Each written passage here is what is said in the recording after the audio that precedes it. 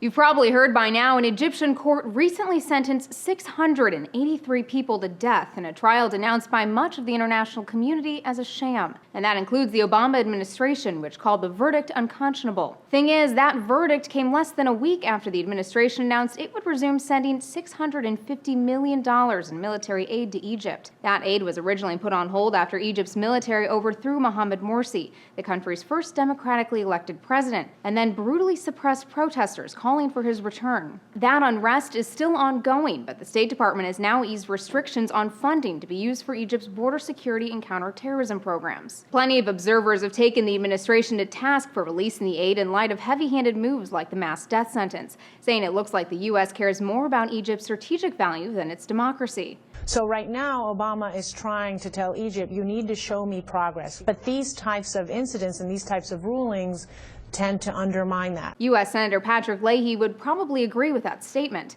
He's vowed to block assistance to Egypt's military until he sees evidence the country is on the path to democracy. Nobody can justify this. It does not show democracy. It shows a dictatorship run amok. But not according to Egyptian Foreign Minister Nabil Fahmy.